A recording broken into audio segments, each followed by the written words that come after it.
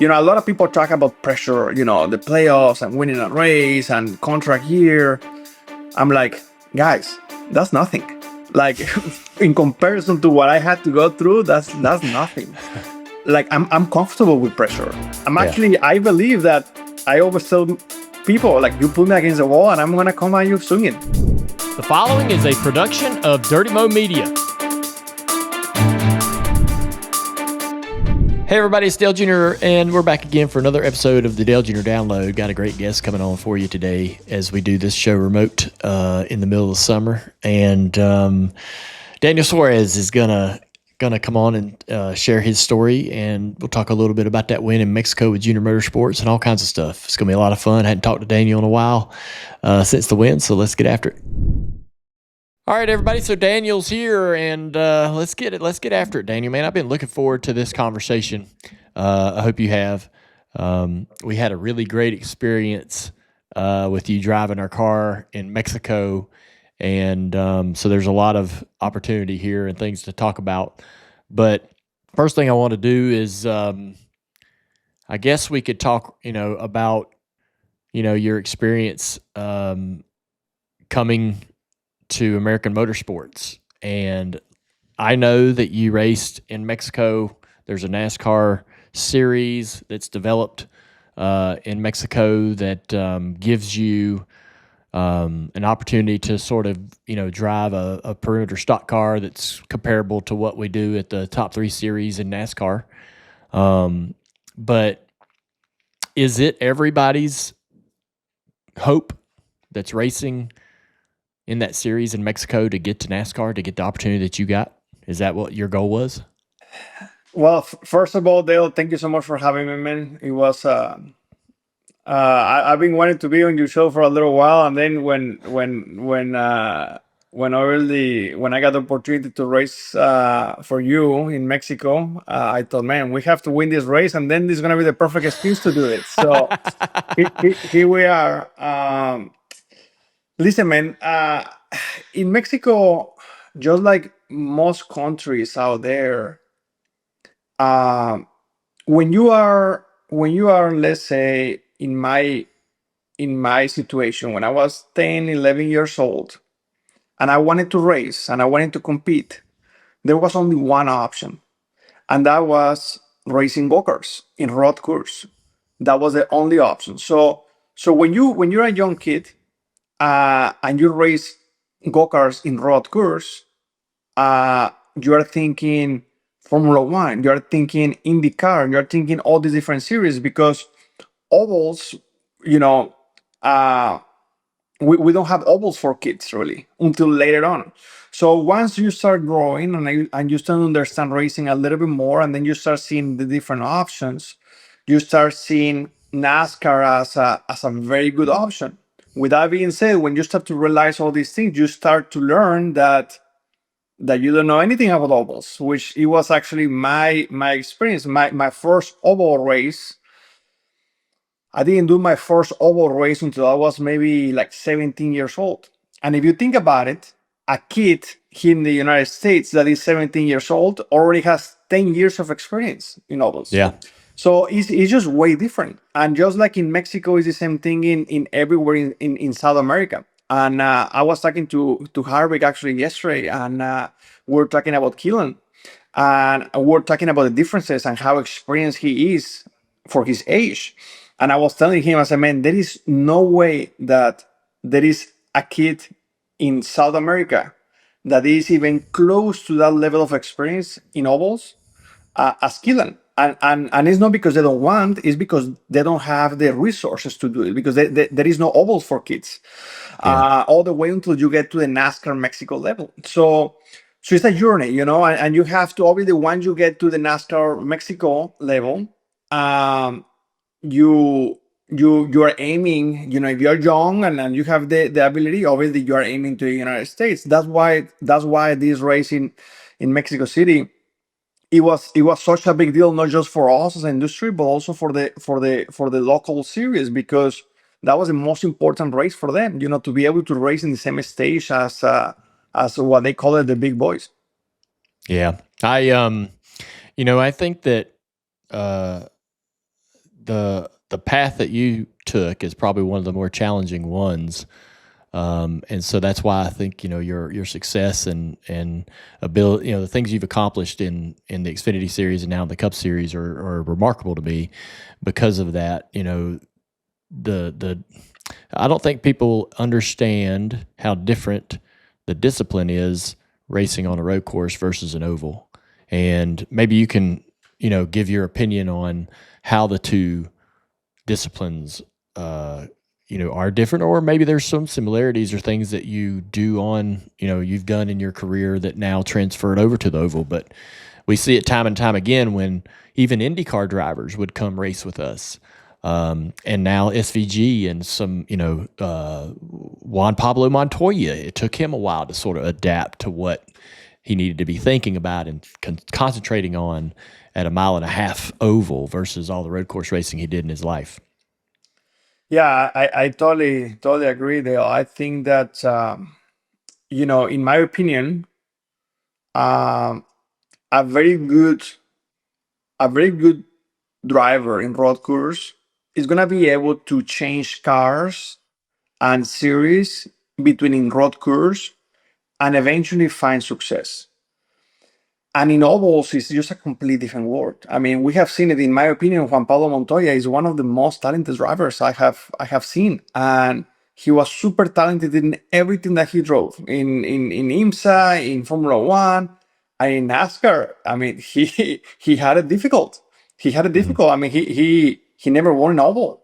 It's difficult. It's just very very difficult because you have to you have to learn new things, and you are racing against people that are extremely good and they've been doing this for a very very long time. And not just that, but you think, oh, I'm gonna catch up. Well, the reality is that even the best drivers, they continue to get better, so you never catch up. You're always playing behind, and that's something that is just difficult.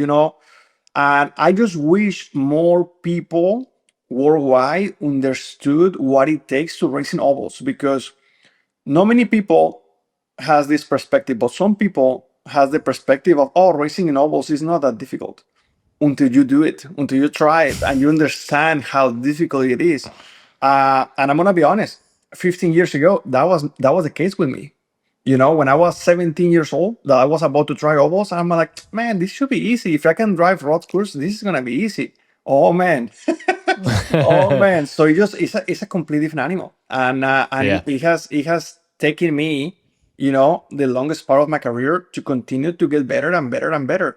And I believe that every single race, I'm getting better. I'm getting better. Yeah. I'm getting used to this and used to that. And running the wall. I mean, running the wall in South America, I mean, doesn't even exist. Like a racetrack like Homestead, for example, it doesn't Yeah. exist. Like it doesn't make sense. But yeah, it's definitely something different.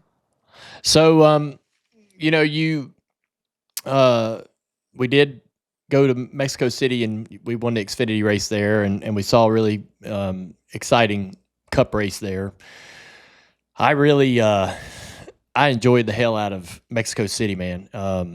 It is got a lot of energy, and the town, and just driving back and forth from the track to the hotel, and just being inquisitive and curious.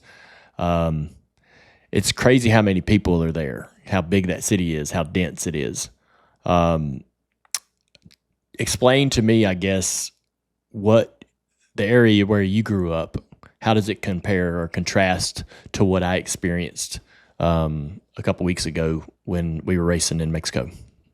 Yeah, so Mexico City is probably the biggest city in Mexico. Is I think it's in the top three of the busiest cities in the world, with the most population. So it's extremely big and extremely busy of people. Monterrey, Mexico, where I grew up, is the third largest city in the country, which it is big, but it's not near as busy as Mexico City. I would say that, if I was making a comparison with the United States, it's almost like New York being Mexico City, and then uh, Atlanta being Monterrey, Mexico, or Charlotte, North Carolina, being Monterrey, Mexico, which is a good size, but it's not near as busy as Mexico City. So, um, and where I grew up, really, we had in the entire city, we only had two racetracks, two go-kart tracks, and that was it. And at one point, actually, one got destroyed, so we only had one. So, so racing is definitely a thing in South America. Um, but like I said, when you start racing, you only have the road course path, so it's just a little bit different. But I'm so happy that you and the entire industry had the experience in Mexico, because a lot of people don't know, right? Many people in the industry, it was the first time leaving the country, so Yeah. for them to get a little bit of the flavor of what my country is, the food, the people, how passionate the people is, because they're extremely passionate. I mean, you saw that after winning an Xfinity race. Um, it was pretty special for me. Definitely one of the most special weekends of my career. You had so many layers of pressure on you, not only your own pressure that you put on yourself no matter where you're racing, but also you're taking this industry that you become a part of over the last several years. You're taking that entire industry to your house. You're bringing all of them into your home. You want all of us to go and have a great experience. So you have that bit of pressure or concern. Once you arrive in Mexico, I'm assuming now you're like, hey, all right, all these people that are going to be at the racetrack are going to hope that I do well. Now I have the added pressure of trying to deliver something for the people that are here to see me race. So there was just so many avenues of thought that you probably were experiencing. Talk me through that. It all worked out really well. Of course, you'd have loved to have won on Sunday, but you did get to treat everybody that was there on Saturday with a victory, and which was insane to be a part of. But talk about coming. When even take us back to when this was just a conversation about the series even going to Mexico. What were your emotions around all of that? Yeah, Dale, definitely was very personal for me, because Yeah, when I left my country in the middle of 2011, um, most people in Mexico, they were telling me that that really wasn't an option for a Mexican driver in the US, and it was going to be very difficult and all these different things. Like 80% of the comments were like, "Man, don't go, just stay here in NASCAR yeah, Mexico." And fast forward later, 10 years later, 12 years later, uh, you know, I was able to not just win races, but win a championship and have have success, and then come back to Mexico. You know, um, that part by itself is extremely special. It's almost like it was almost like a full circle. In a very very very nice chapter, and then obviously you know how long these kind of deals conversations take. I have known of these conversations being in the works for years, and I'm talking 3 years at least. yeah. And um and and he was making progress and then stalled a little bit, making progress and then stalled a little bit, and I was almost like in the back, just like a cheerleader. Hey, keep going, and it was just very special to be a small part in all this process. And obviously, when it was official, I remember getting this call from Jim Morales and Carlos Slim and Chad Ziegler from NASCAR, and say, "Hey, it's not signed yet, but it's done, man. We're doing it." And that was a little bit over a year ago. And I mean, I was the happiest person on earth, because I knew that I was gonna be able to bring the entire industry to my country. I Yeah. love racing in the United States. I love racing here. I mean, this is my home now. And there is so many places, so many cities in the US that they make me feel like home. With that being said, it's not where I was born. It's not where I grew up. So to be able to bring the entire industry, to bring you and everyone to my home, I feel like almost like I was one of the hosts of the party. So it Yes. was it was extremely special, very very special. Obviously, there was a lot of work. I mean, back in January, I was already doing media for the event. I was doing things in Mexico City, so there was a lot of build up into the event. That by the time that I got to Friday to have actually race activities, I only felt relief that I was actually gonna drive because there was so much build up for 6 months. So yeah, it was definitely a weekend that I will never forget. Talk about the Xfinity race win. I know you worked really hard to make that happen, but when I walked out onto the racetrack down in the stadium section where you parked the race car, we had a little podium and all that stuff. That was really, really, really neat. But talk about, I guess, the feeling. Obviously, the emotion starts when you cross the finish line, but getting out in front of all those people there, um, that I just kind of experienced something similar, I would say, this past weekend with Pocono winning on top of the pit box for the 88. That was so new and unique and special. And I don't know that I'll ever experience that again. You may go back to Mexico City, win a race in front of your fans in NASCAR. But that had to have been pretty cool to be able to get out of that car, stand on that roof, the relief that you were able to deliver something for them. Yeah, and by the way, congratulations on your Thank you. new win resume as a cruiser.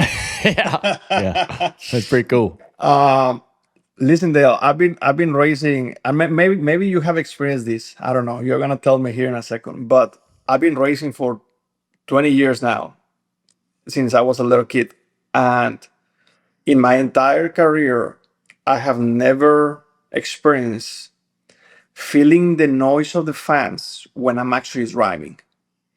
It's the first time ever. And I experienced Mm. that in corner one, two, and three after I took the lead and in the stadium.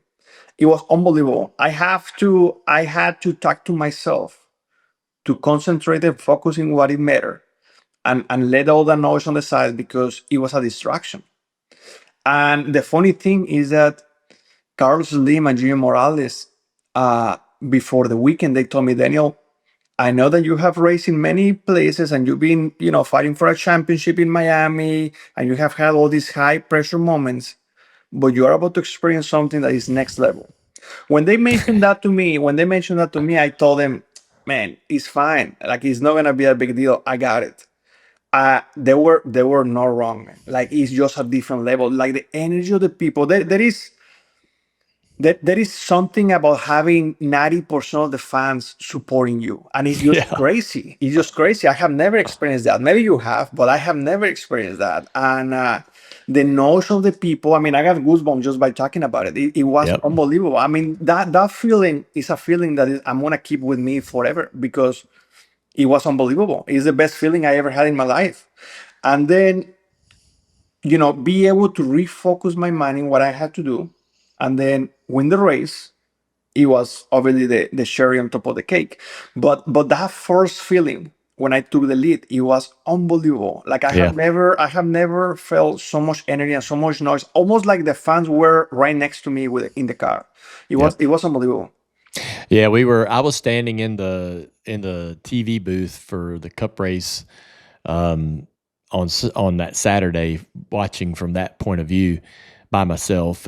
And when you drove into the stadium section with the lead for the first time, it is exactly like the crowd reacting to the band or the singer coming on stage for the first thing, the opening of the concert, right? The entire audience reacted and cheered as you under green flag, you come through that corner and you're leading the race.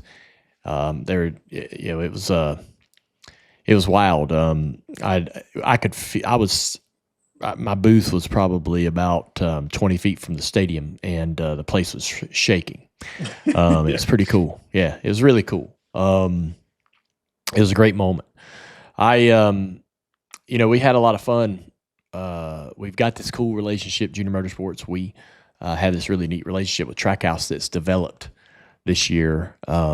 We have Connor Zillich driving our car, and SVG, and you, and Chastain, and honestly, it's put us in a position to sort of rival, statistically, one of our best seasons ever, with you winning, and the opportunities we'll have going forward. So, and I've enjoyed getting to know Justin even more, owning the Cars Tour together. And so, I think that, we really appreciate all the effort you put into that weekend. I know you had a whole lot of things going on. The Xfinity Series was just another part of the pie of the responsibilities, being the host, as you say, because that's absolutely what you were. But to be able to deliver that victory for us, we got taken on that ride. You brought us on that ride with you. To beat that was I don't know why, but it didn't occur to me until we won that race that you put JRM at the head table with you for this experience of being in Mexico City. And so that was so neat for us to stand there in victory lane with you, to hold the national flag, to be a part of that celebration. Just was so neat to be brought into the room, if you will. So I just want to say thanks for that. And you're so gracious. You're such a professional, man. You've been a great friend to me. You've been, I watched you build friendships with all the other drivers in the industry since you've been here racing. You've got your reputation, with the series and with your competitors, and your personality is a super one. It's been a lot of fun. So I just kind of wanted to say thanks. I mean, we've had some conversations around the win, but it was a very special day for us. Thank you so much, Dale. Thank you for your friendship and for giving me this opportunity.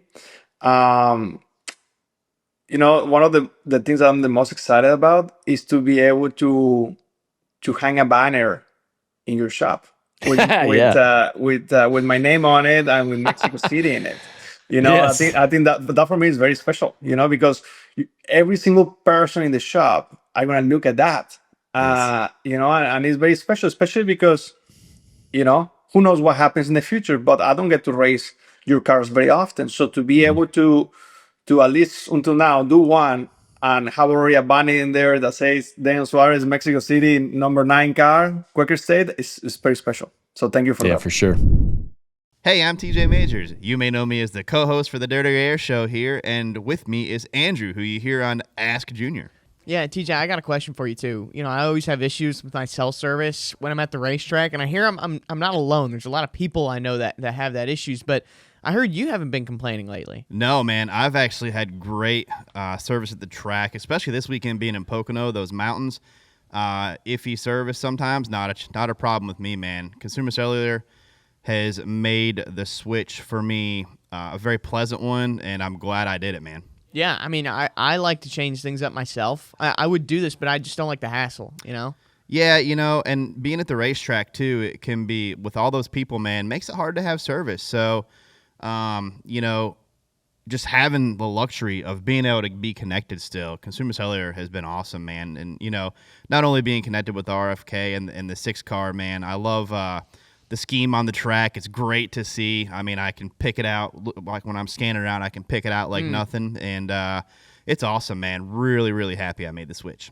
Awesome. Hey, could you get me a deal or something? Well, good news for you, Andrew. You're in luck. The switch was made very simple for me. It's 100% U.S.-based customer service.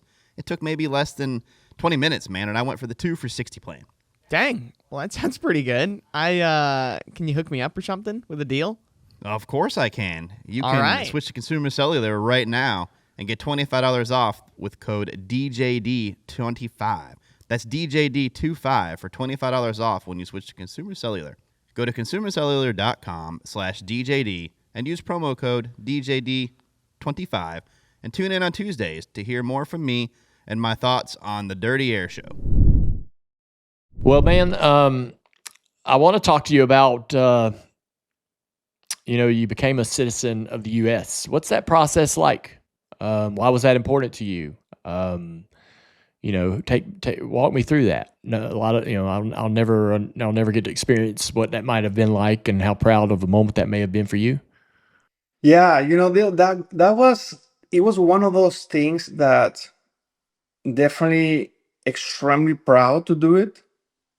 And it's one of those things that 10 years ago I never even thought that I was gonna get to a point. Yeah. I remember when I came to the US at first in 2011, I was here with my tourist visa.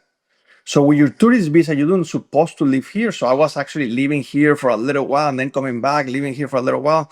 So, to think that I was trying just to, sneak in to race and then come back and then sneak in to race, come back. And then eventually I had my work visa and then eventually I had my second work visa. And eventually I was able to get my green card. And eventually it's a long process. It's a very long process. I've been here for over 10 years and I just got it done last year. Yes, I could have done it faster if I wanted to do it faster, but still, it's a 6-7 year process at the very least. And it's something that I'm very proud of because, Mexico, it will be forever, in my heart because it's a place where I was born, where I was raised. Obviously, Spanish is my native language. My family and everyone is still down there.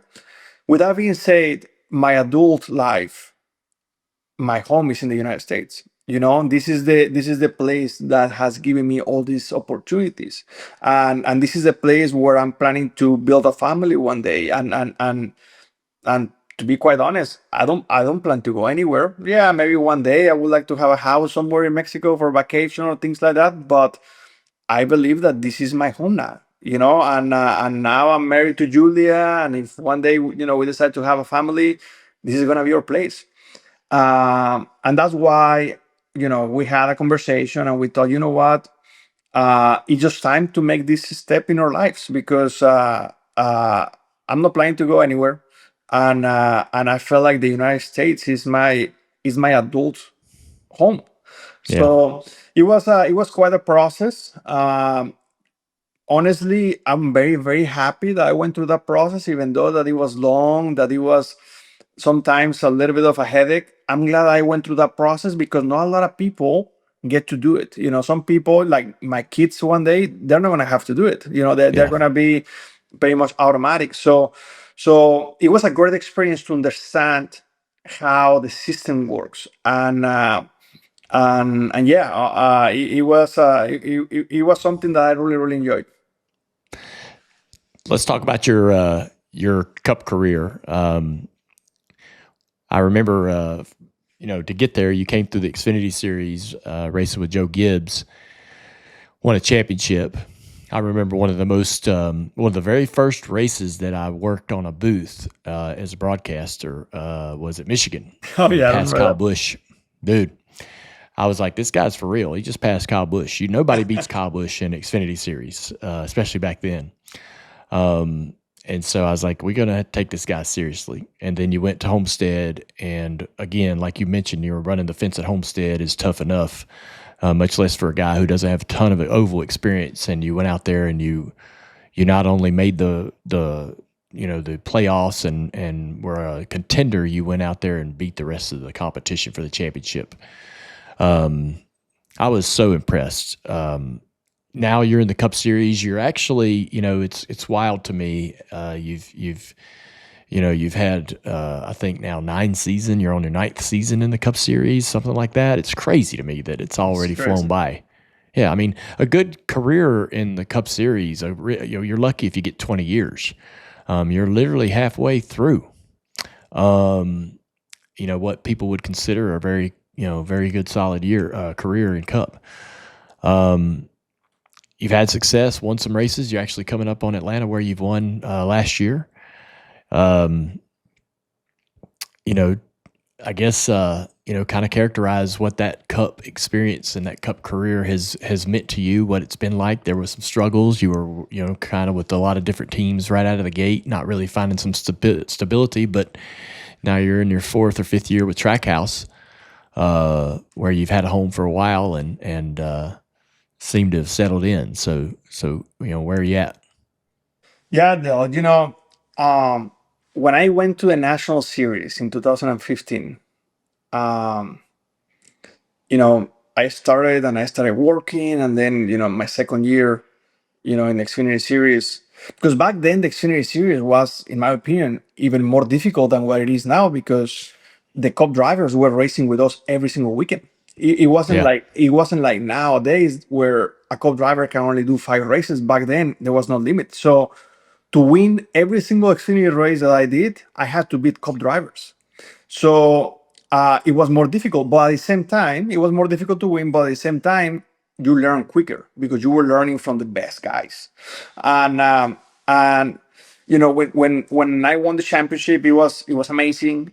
Um, and honestly, I thought to myself, man, uh, you know, we have to go cup racing. Like, cup racing is gonna be great. And then in Cup, obviously, it's a completely different level because, Yeah. Cup, Xfinity, when you have a rough day, you can still run top five, top 10 sometimes, if you're good enough. In Cup, when you have a bad day, you're running 25th, 30th.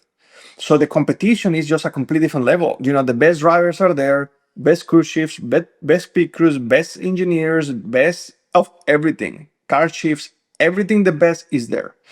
So I start to realize that you couldn't rely on talent only. You needed to rely on everything else too. You needed to be good, but you needed to have a good group of people around you. You need to have a good leadership of people in the team, pushing you and trying to make you better. And there were a lot of things in there. And unfortunately, as you mentioned, I just didn't feel I just didn't fit in several organizations, and sometimes, how this is that sometimes it's about timing, right? And I felt like for some reason my timing was off for years. My first race ever, the first time I was in a cup car, was in the Daytona 500 in Yeah. 2017. So it was a challenge. It was a challenge to get up to speed quick, and there were some challenges in the way. I felt like I needed to learn a lot extremely quick, and I just felt like I was drinking from a fire hose, and I just wasn't having enough. And eventually, as you know, I started jumping from team to team, and it was a struggle. I feel like I was getting better as a driver, but then it was a lot of instability. In Stuart Haas, I felt like we had a great year going, but unfortunately, middle part of the year, things were a little cloudy, and really, I was only stable there for like 6 to 8 months, and then I Yeah. already knew I was leaving again. So because Cole Coster was coming in, so it was just a difficult situation to be, uh, all the way until I found Trackhouse, and we started this from scratch pretty much, and they believe in me. At that point, I already had experience. I already knew what I needed, and we started building the team around myself, and we started having some success. If it wasn't for Richard Childress Racing, we wouldn't have built Trackhouse the way that we did. So they were a crucial part of the puzzle. And um and yeah, it's been amazing. We have grown a lot, win some races. Obviously, we always want more.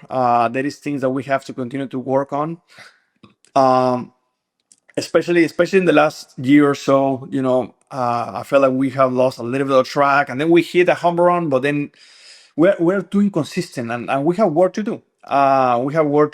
But yeah, it's been a challenge in the Cup Series, to say the least. But I have enjoyed, because I have learned so much, and I believe that right now, as a driver, I believe that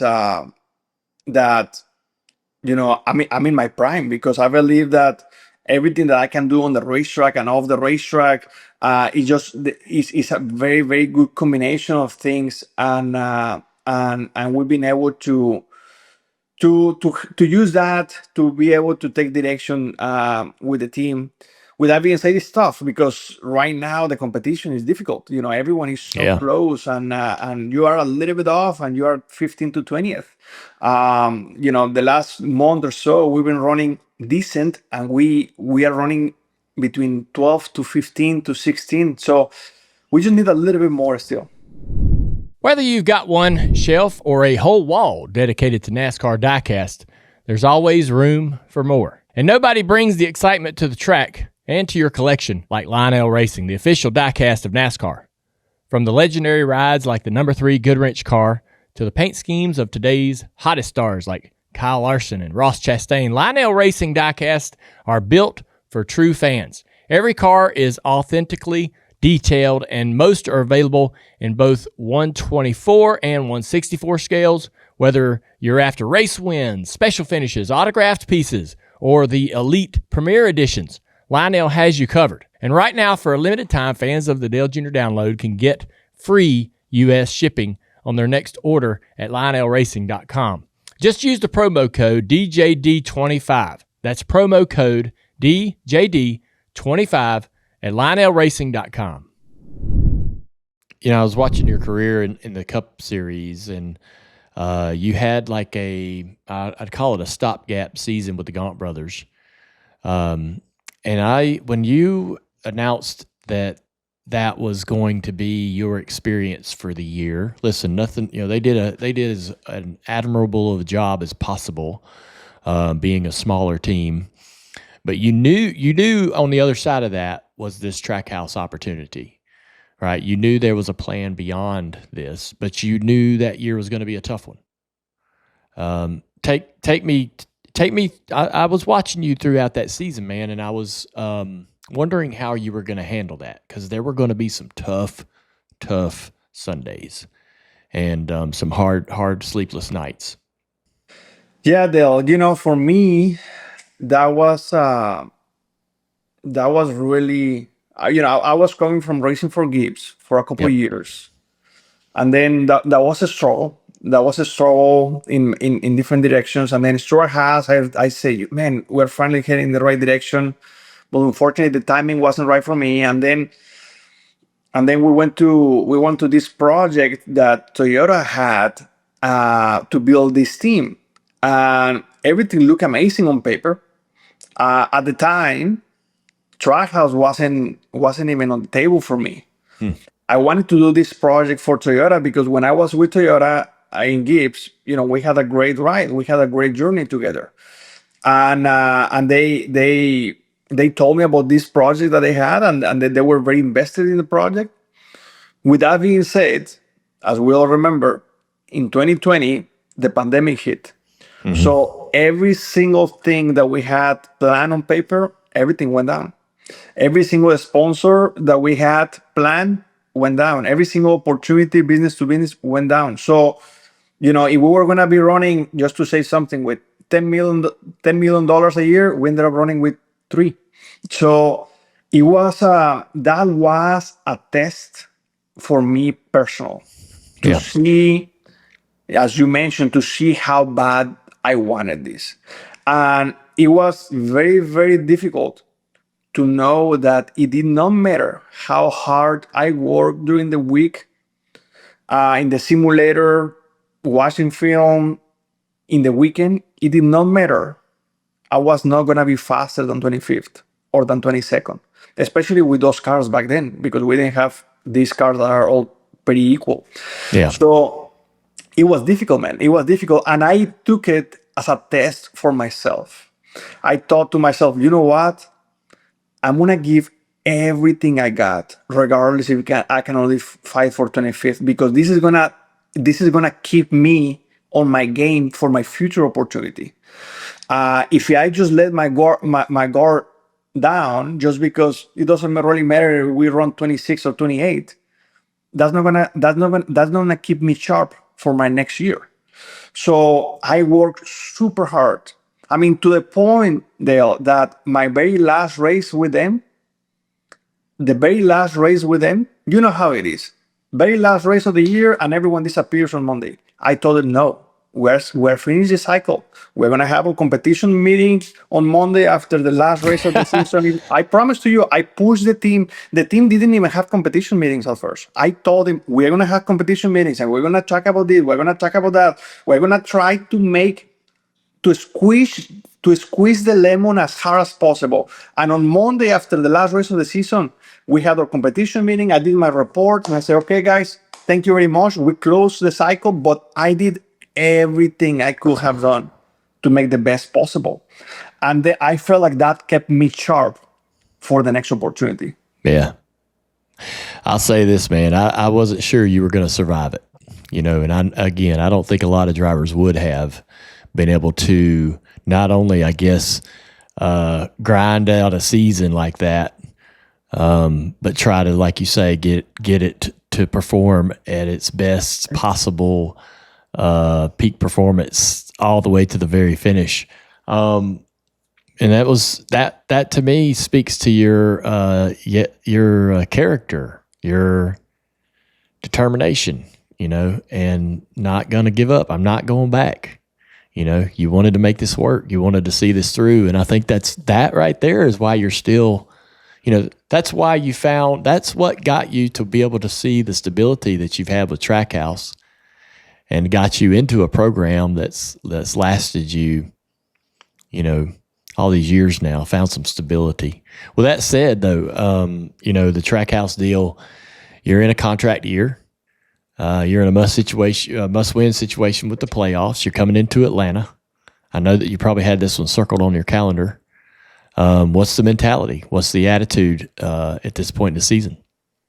Yeah, there is a lot of things. A lot of things have happened in the last 10 months or so. I love Trackhouse. This is my home, and I'm forever thankful for everything that Justin and Trackhouse and Ty Norris at the time and a lot of people have done to build this amazing place. Mm-hmm. Lately, it's been a little bit of a struggle, not just on the track, but also off the track in a few things. And right now we're in a must-win situation. We're in a must-win situation. The good thing about that is that we have good racetracks for us. Atlanta is coming up. We have road courses coming up. Chicago, we have been very strong.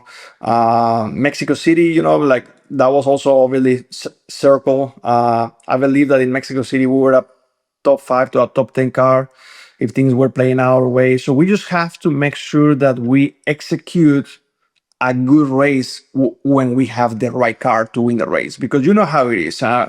You have a winning car 5 times and you win 2 races, and you sometimes things go your way, sometimes don't, and we have to make sure that we control everything that we can. So, and that's all we can do. I'm very focused on the next task that right now is Atlanta, and see what happens. I'm happy and I'm comfortable where I am. Definitely, I want more. I want to be winning races. But I have confidence on my group in the 99 that we have what it takes to be able to get it done. Obviously, you're not going to announce any of your future plans on this podcast, but I do know how the system works, and there's for the next year, whatever the plans may be, those are decided in this part of the year. The new contract, whatever the plan may be, all of that is probably coming up to the finish line. Things need to be known and understood before the fall gets here. When do you think that you'll have news to share with the industry and all the fans about what your future looks like? I would say it's not gonna be soon, but it's gonna be maybe in a couple months, few months. Yeah. we see what happens. There is still a lot of things on the air right now. Um, there is just some things that I'm just a little bit uncomfortable in a few areas, in a few things. The way that a few things have been handled. Uh, but like I said, I love Trackhouse, and I love this team, and this team for me is been my best home in the Cup Series. Yeah. And I want to have more success with this team, and I want to see this team successful, regardless if I'm in it or not. But we see what happens. I mean, right now, honestly, everything is an option. But I think there is a lot of things that honestly I don't even know the answer. All I know is that things are gonna work out. They always do. I'm working very, very hard. The team is doing their job. The 99 team, and what an amazing group I have. Yeah.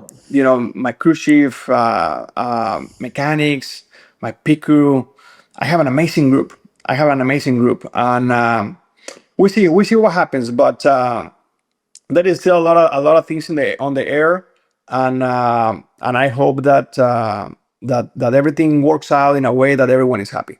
Yeah, for sure. Well, I think you're, in terms of ability and talent, I think that you definitely belong in the Cup Series, and I'm sure I like that attitude, man. I always try to keep that same attitude that things will find a way to sort themselves out in a place where I'll be happy, right? And sitting around and worrying yourself to death isn't really going to solve anything, and you can't be productive in the moment too when you got your mind on something that's really out of your control, at least at the moment. Hey, it's Dale Jr. Did you know that we've got brand new merch from our Stars, Stripes, and Beers collection available now? We've got tanks, tees, beach towels, and more just in time for summer. Check it all out at shop.dirtymomedia.com. The in-season tournament. So I just talked to Chase Briscoe yesterday, and I was surprised by his reaction. I thought, so first off, I have a couple things I'll say. I don't believe any driver that says they don't know what it is or what it pays. I think they're full of but I think if I was in it or in your shoes, I probably wouldn't worry myself with it in this first week or two. I would just race my race. It's, if I get, because Atlanta's, you can't really, what are you going to do? You got to go out there and win the race, right? And if I'm sitting there in round 3 and I'm still alive, then I might go, well, now I might really want to pay attention. Now I might really want to, because it's $1 million. Exactly. How are you thinking about this? I completely agree with everything that you're saying, Dale, because at first when they came with this program, I was like, we deal with it whenever we get there. and I promise to you that I was like, yeah, it's a lot of money, but we deal whenever we get there. I'm the kind of person, man, that I love to live one day at a time, and I love to be present. Life is too short not to be enjoying the present moment right now. Yeah. And when they told me, yeah, man, that thing is gonna start in June. We deal in June. So now we're in June, and I think it's gonna be very exciting. My first battle is gonna be actually in Atlanta with my amigo Boba Wallace. So if I cannot beat him, I may put him on the wall. But it's gonna be one of those things, Dale, where you're not gonna be paying attention to who you're racing against the entire race until the last 30 laps. Yeah. The last 30 laps, you're gonna see, hey, where is this guy, to make sure I stay ahead of this guy. Yeah. But yeah, I think it's gonna be a lot of fun, and I give a lot of credit to everyone involved to making it happen. I think it's gonna be fun to watch. Yeah, I do too. There's an alternate broadcast that Larry McReynolds and Jeff Burton are going to do, where they'll focus mainly on this bracket each week. So for fans that kind of want to have all of that going on, you can watch our TNT broadcast of the race and then have the alt broadcast for the tournament. I'm going to fill out a bracket, so that'll be pretty fun. But yeah, I'm hoping that I think we all understand. Nobody's fooling anybody here. I think we all know that each driver, specifically you, have you have a lot of things going on. Like, you got to be thinking win, you got to be thinking playoffs, you got to be doing everything you can for the ultimate prize, which is the championship at the end of the year. And so you might not, obviously prioritize this in-season tournament, but at some point, right, you might take stock in it. You might check in and pay attention to what's going on, and it might matter. Nobody's going to disagree with that, but I'm very excited about it. I think it's a neat little layer, and I'm hopeful. I'm glad for your response. I'm glad for Chase's response about it. He said that he is him and Noah Gragson are head to head this weekend, and they were texting immediately after Pocono about really? wrecking each other out. So that's cool, and we need the drivers to sort of at least support it, and get the fans to engage in it, because it's going to be a cool deal for them. You mentioned Bubba, man. Talk about some of the drivers who have been really supportive to you in your journey, man, because I can't, I find your story really fascinating, because there's a lot of things. I can go out and I can experience almost anything I want, but there's certain things that you've done in your life that I'll never have the chance to explore or understand.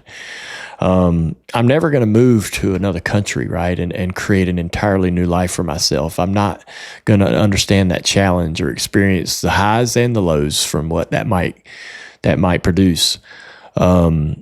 I'm never going to have to go to a place that's far away and try to learn how to build relationships and trust, and who to trust, who's telling me the truth about what's going on, And so talk about some of the people in the industry that have really put their arm around you and supported you throughout these years. Yeah, Dale, that's an amazing question, man. Let me start with saying that every driver out there, every single driver, yourself, every single driver out there is unique, has a unique journey, and has had to go through different obstacles to make it to the top. Even though that your father was a legend, you had a lot of challenges that you had to go through. Even though that Chase Elliott's father was an amazing legend of the sport, he had to go through a lot of difficulties to be able to go through it, and with that pressure on their shoulders. So every driver has a different journey, and that's the beautiful thing about it, is that we all are different.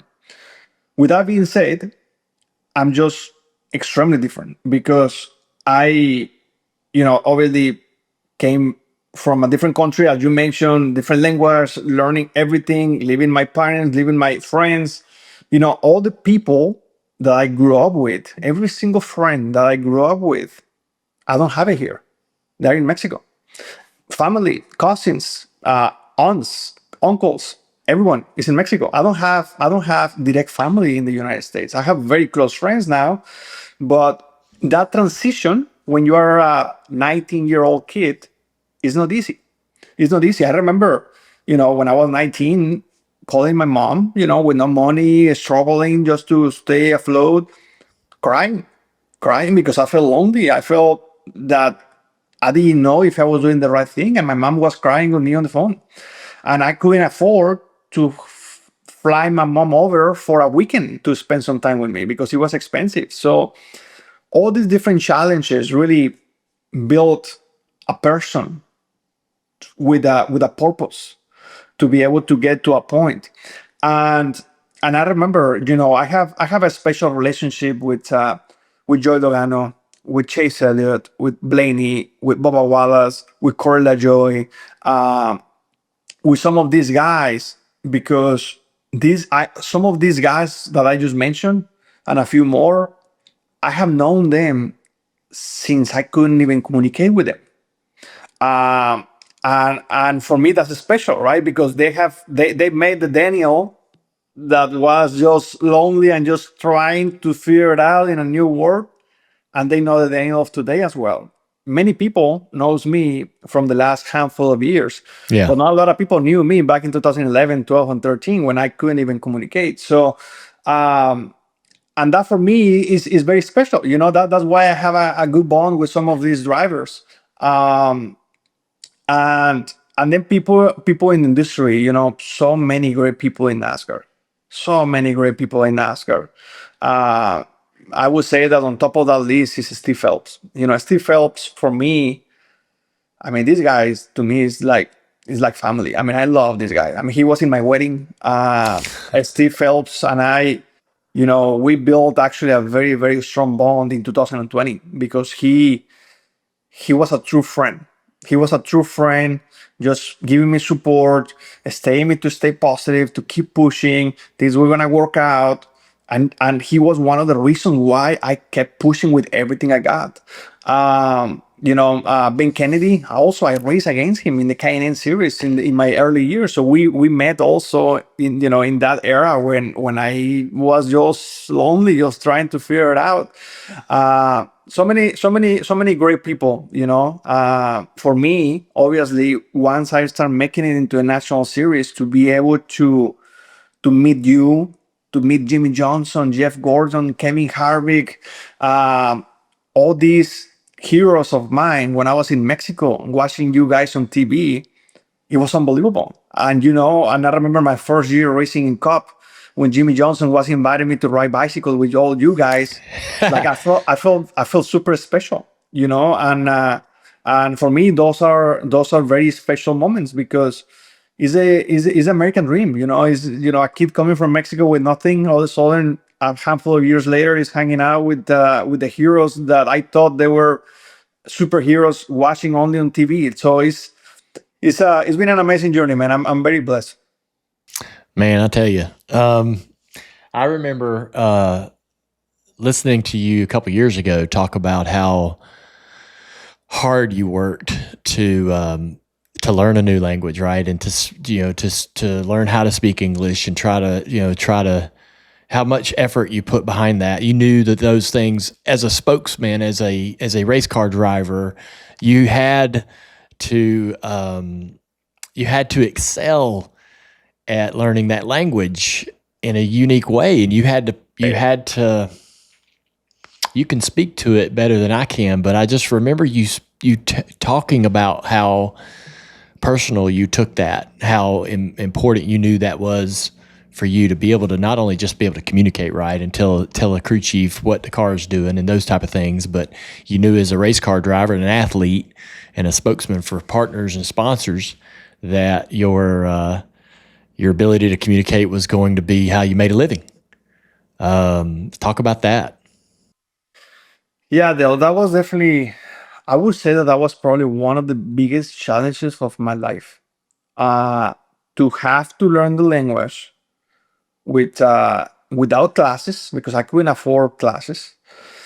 To have to learn the language quick, and to know that everything was on the line if I didn't learn the language, and to know that all the sacrifices that my family had to make to give me an opportunity were on the line if I couldn't communicate. And when you are 19 years old, you're already old enough to understand that when your father sells his business and put your mother's home on a mortgage to continue to support you, you understand that that's a very big deal.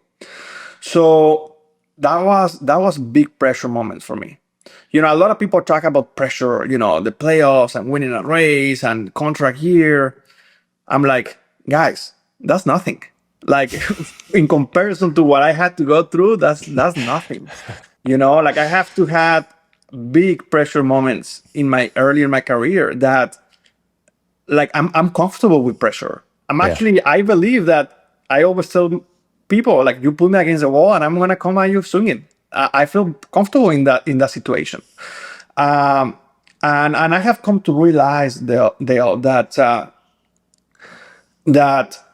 at first I was only thinking, man, I have to learn the language and I have to, do my career and do everything I can and be the best possible racing driver I can possibly be, coming from Mexico and doing all these different things. I have come to realize that this is bigger than just racing. I have come to realize in the last handful of years that there is thousands of people that come to this amazing country exactly the way I came, just looking for an opportunity, just looking for a shot, just looking for a dream.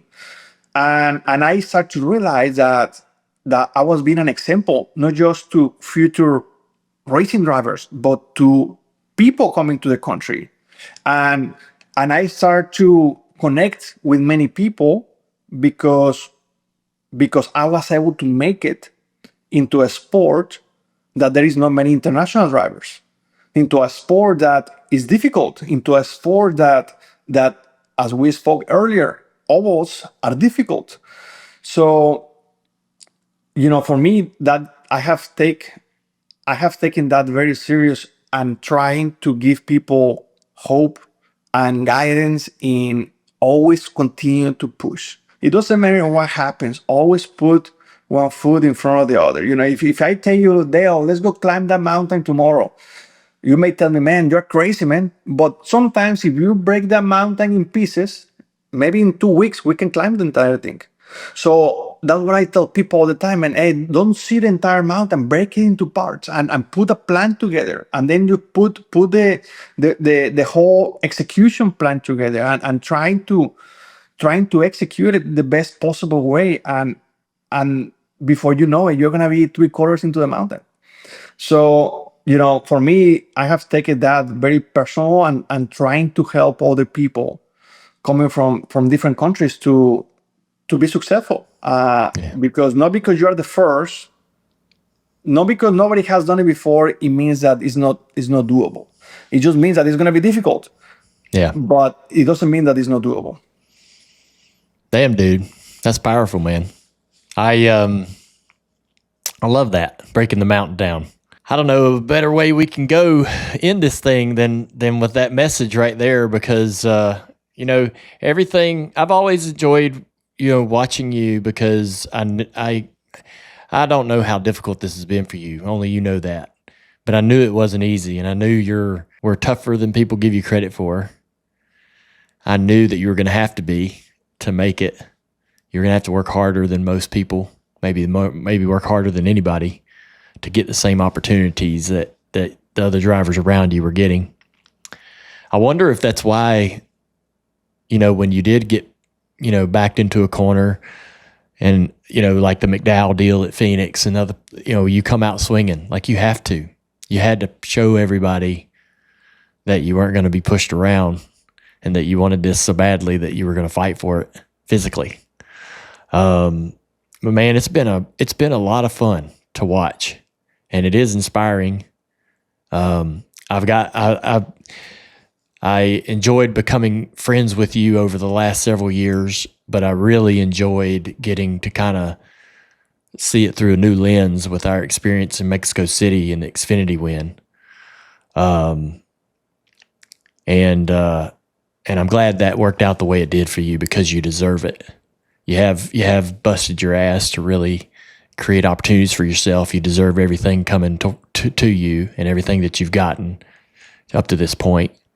I don't know why anybody wouldn't be pulling for you to continue that success. And I appreciate you not only just being a great dude, but giving us some time to talk and get to know you better. Your story's awesome, and I hope you keep telling it, because you do inspire people, and I know you know that. But I want more people, all the people that are listening to the show today, to know the work you've done and the person you are and the character you are, because you're a good dude. I appreciate you, Daniel. Thanks for giving us some time today. Thank you so much, Dale. Really, really means a lot, your kind of words, and hopefully we can do it again soon. Absolutely, buddy. Go out there and win some races. Go get that championship, man. Have some fun. Thank you so much, my friend. I appreciate you. See you soon. I appreciate you. You bet. See you this weekend. All right, so that's the conversation with Daniel Suarez. So I've kind of been friendly with Daniel for a couple of years. All the years we raced against each other, and I raced against him in the Xfinity Series as an owner, and lost the championship to him. But it's just so fun to hear his story. I really enjoy it. Coming straight from him, it's really cool. He's worked really hard, and I was so, I had a damn good time in Mexico, and I thought, and I knew, I knew Daniel wanted us to, and I knew it was important to him. And so, I don't know, man. I can't imagine what that must have felt like for him to have that. I would be so anxious, so worried that everything was, going to be good and the experience would be good. And, I don't know. He's just such a great guy. He's worked so hard. I'm glad he got to come on the show. I'm glad we got to talk to him. I hope that the people that are listening to this show learned something new about Daniel and gained a new or more appreciation for the path that he took to and the work that he did and had to do that a lot of us never had to worry about or do ourselves to be able to get a chance to be successful in NASCAR.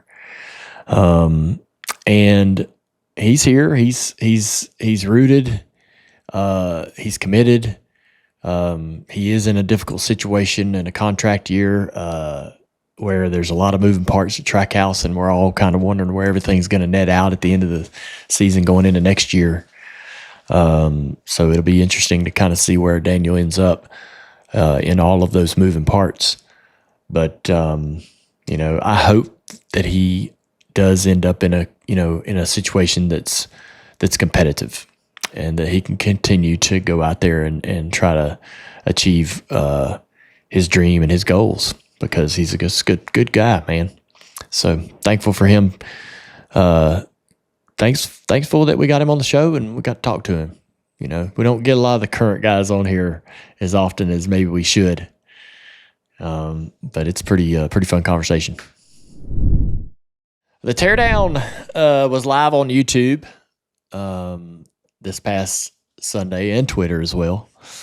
Jeff Gluck and Jordan Bianchi broke down everything from the Pocono race and had some great kind words about the Prime broadcast. Thank you, Jeff and Jordan. Every Sunday they break down the race right after it happens. It's a great listen on the Teardown, so go check it out. Denny Hamlin returned from Pocono running second after taking a week off for the birth of his son. Door Bumper Clear also dropped on Monday. They were joined by Kelly Crandall, an excellent member of the media group that covers our sport. And tomorrow we will have another episode of Bless Your Heart with my wife, Amy. We had also our Tuesday episode of Dirty Air, and I had Connor Zilich as my co-host. TJ took a break, and Connor came on to talk about the Xfinity race, so that was a lot of fun. And Sunday, the 4th episode of Becoming Earnhardt drops. We've gotten 3 out already, and this is a focus on the 1980 season. I hope you're listening to it. I think we did a really awesome job with this series, and so yeah, I think the 4th of 6 episodes is going to be out this Sunday. And that's it. Let's bring it home. We'll see y'all tomorrow for Bless Your Heart.